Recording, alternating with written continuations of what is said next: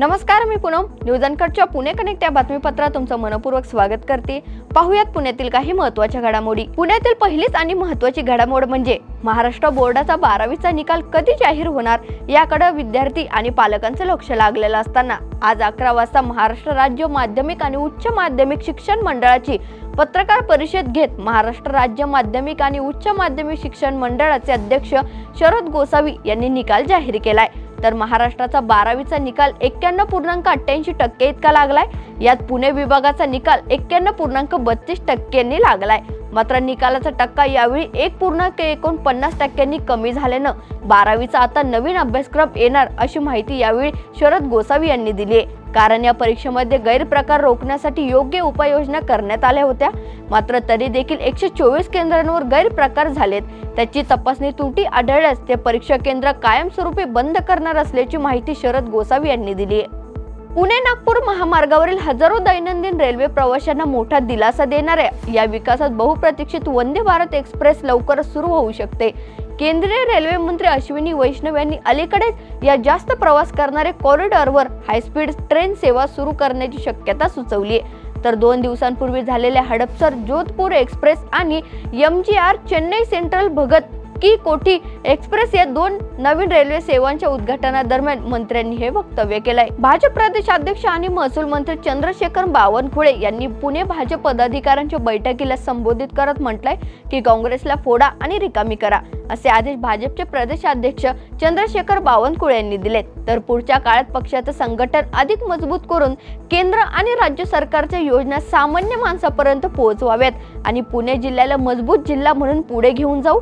काँग्रेसचे लोक आपल्याकडे आली तरी आधी तुमचा विचार करणार असं आश्वासन चंद्रशेखर बावनकुळे यांनी पदाधिकाऱ्यांना दिलंय। आमदार रोहित पवार एका परिवाराला भेट देण्यासाठी राजगुरू नगर येथे आले असताना त्यांनी पत्रकारांशी संवाद साधत म्हटलंय की लाडक्या बहिणींसाठी योजना आणि छोट्या मोठ्या नेत्यांना विकत घेऊन तसेच गुंडांना हाताशी धरून महायुतीने सत्ता मिळवली आहे। सत्ता आल्यानंतर राज्यातील मूलभूत प्रश्नांकडे दुर्लक्ष केलं जात आहे अशी टीका कर्जत जामखेडचे आमदार रोहित पवार यांनी राजगुरू नगर येथे महायुतीच्या सरकारवर टीका केली आहे। विधानसभा उपाध्यक्ष अण्णा बनसोडे आणि कुप्रसिद्ध गुन्हेगार आकाश मोहोळ उर्फ आके बॉन्ड हे एकमेकांना केक भरवत असल्याचा व्हिडिओ सध्या सोशल मीडियावर व्हायरल होतोय।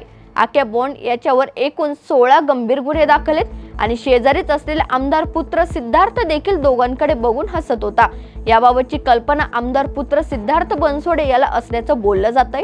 तर अण्णा बनसोडे याचा नुकताच उपमुख्यमंत्री अजित पवार यांच्या हस्ते जाहीर सत्कारही करण्यात आला होता। पुरंदर आंतरराष्ट्रीय विमानतळासाठी नियमानुसार शासनाकडून नोटीस पुरंदर तालुक्यातील 7 गावांमधील गावकऱ्यांना देण्यात आली होती। संबंधित गावातील नागरिकांनी शुक्रवारी ड्रोन सर्वेक्षणासाठी विरोधाची भूमिका दर्शवली होती, मात्र शनिवारी सर्वेक्षणासाठी अधिकारी आणि कर्मचारी आल्यानंतर पोलिसांच्या अंगावर बैलगाडी सोडण्यात आली आणि त्यांच्यावर दगडफेकही करण्यात आली। यात काही पोलीस अधिकारी आणि कर्मचारी जखमी झाले होते, मात्र पोलिसांनी ही परिस्थिती अत्यंत चांगल्या पद्धतीने हाताळली आणि सध्या हे सर्वेक्षण थांबवण्यात आलंय। तर पुढील बैठकीसाठी ड्रोन सर्वेक्षण कधी करायचं हे ठरवण्यात येणार आहे असं पुण्याचे जिल्हाधिकारी जितेंद्र डुडे यांनी सांगितलंय। महाराष्ट्र दहशतवाद विरोधी पथकानं 15 वर्षांपूर्वी बेपत्ता झाल्याची तक्रार असलेल्या पुण्यातील एका रहिवाशाला भारतीय कम्युनिटी पक्षाचा सक्रिय सदस्य असल्याच्या आरोपाखाली अटक केली आहे। आरोपी प्रशांत जालिंदर कांबळे, ज्याला लॅपटॉप म्हणूनही ओळखलं जात होतं, तो 2011 मध्ये राज्य ATSच्या ठाणे युनिटने भारतीय दंड संहिता आणि बेकायदेशीर कारवाई प्रतिबंधक कायद्यांच्या कलमांखाली दाखल केलेल्या गुन्ह्यात हवा होता। कठोर शोध मोहिमेनंतर ATSच्या पुणे युनिटने कांबळेला अटक केली आणि त्याला ठाणे युनिटच्या स्वाधीन करण्यात आलंय। न्यायालयानं पुढील चौकशीसाठी त्याला 7 दिवसांची पोलीस कोठडी सुनावली आहे। बारामती वाहतूक पोलिसांनी मोटार वाहन कायद्याचे कलम 198 चे उल्लंघन करणाऱ्या दुचाकीस्वारांविरोधात विशेष मोहीम सुरू केली आहे। कर्कश आवाज करणारे बेकायदेशीर सायलेन्सर बसवलेल्या 111 बुलेटच्या सायलेन्सरवर बुलडोजर फिरवण्यात आलाय।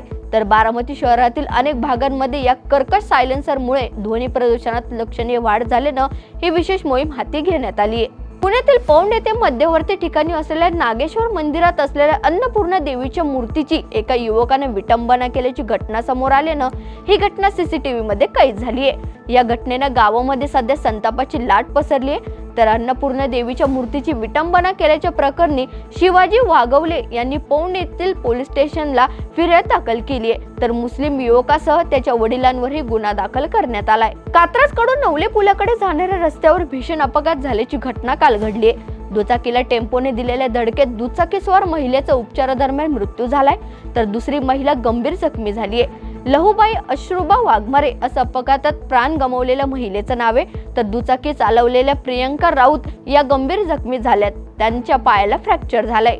या बातमीसह पुणे कनेक्ट मध्ये त्या सांगूयात. पाहत राहा न्यूज अनकट.